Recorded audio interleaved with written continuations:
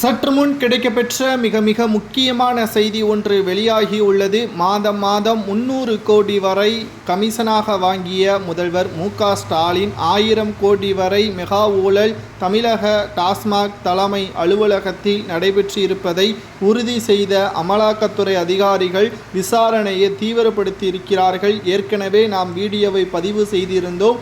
இதில் மாட்டக்கூடிய அமைச்சர்களும் முதல்வரும் கிட்டத்தட்ட ஜாமீனில் கூற வெளிவர முடியாத அளவிற்குத்தான் சிறை தண்டனையை பெற்றுத்தருவதற்கு தீவிரம் காட்டி வருகிறார்கள் அமலாக்கத்துறை என்று ஏற்கனவே வீடியோக்களை நாம் பதிவு செய்திருந்தோம். இந்த வீடியோவில் செந்தில் பாலாஜி அவர்களிடம் இருந்து மு.க. ஸ்டாலின் அவர்கள் மாதம் கமிஷனாக பெற்ற தொகை முழுமையான விவரத்துடன் இந்த வீடியோவில் நாம் பார்க்க போகிறோம். அதாவது 300 கோடி வரை செந்தில் பாலாஜி அவர்கள் ஜாமீனில் வெளிவந்த பிறகு, அதற்கு முன்பாக 15 மாதங்கள் சிறையில் இருந்ததற்கு முன்பாக 450 கோடி வரை 2 இலாக்காக்களில் பதவி வகித்த செந்தில் பாலாஜி, ஒன்று மதுபான ஆயத்தீர்வு அமைச்சர், மற்றொன்று மின்சாரத்துறை. இந்த 2 துறையிலும் 450 கோடி ஜாமீனில் வந்த பிறகு மொத்தமாகவே 300 கோடி என்று செந்தில் பாலாஜி அவர்களிடம் இருந்து கமிஷனாக மட்டும் முதல்வர் மு.க. ஸ்டாலின் அவர்கள் வாங்கியிருப்பதாக தற்பொழுது தகவல்கள் வெளியாகியிருக்கிறது.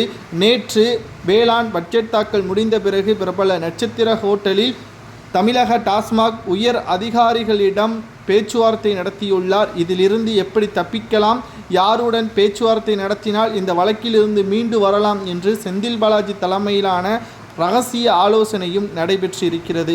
அதில் அவர்கள் பேசியது என்னவென்றால், இந்த வழக்கில் இருந்து முதல்வரையும் துணை முதல்வரையும் எப்படியாவது காப்பாற்ற வேண்டும். முழுக்க தவறு நடப்பது உறுதி செய்து அமலாக்கத்துறையினர் கைது நடவடிக்கை மேற்கொண்டால் நாம் இதில் தவறு செய்திருக்கிறோம் என்பதை ஒப்புக்கொண்டு சரணடைய வேண்டும் என்பதை செந்தில் பாலாஜி அரசு அதிகாரிகளிடம் பேசியிருக்கிறார். அதற்கு பல கோடிகளையும் பேரம் பேசியிருக்கிறார். ஏனென்றால் டெல்லியில் நடந்தது போல் தமிழகத்தில் நடந்துவிடக்கூடாது என்பதில் கவனமாக இருக்கிறார்கள் முதல்வர் மு.க. ஸ்டாலின் அவர்கள் என்றே கூறலாம்.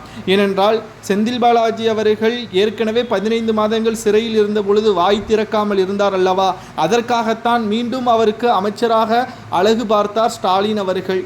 ஆனால் இப்பொழுது அரசு உயர் அதிகாரிகள் சிக்கியிருக்கிறார்கள். அவர்கள் வாயை திறந்தாலும் மு.க. ஸ்டாலின் அவர்களது பதவி பறிபோவது உறுதிதான். எப்படி டெல்லியில் அரவிந்த் கெஜ்ரிவால் சிறையில் இருந்து வந்த பிறகு நான் யோக்கியன் என்று மக்களிடம் பிரச்சாரம் செய்து கடைசி நேரத்தில் டெபாசிட்டை இழந்து விரட்டி அடிக்கப்பட்டார்களோ, அதேபோல் ஸ்டாலின் நிலைமை வந்துவிடக்கூடும். இதுதான் உண்மை. ஆனால் அதை மறைப்பதற்குத்தான் அரசு உயர் அதிகாரிகளிடம் பேச்சுவார்த்தை நடத்தி வருகிறார். இதிலிருந்து தப்பிப்பதற்கு வழியே இல்லை.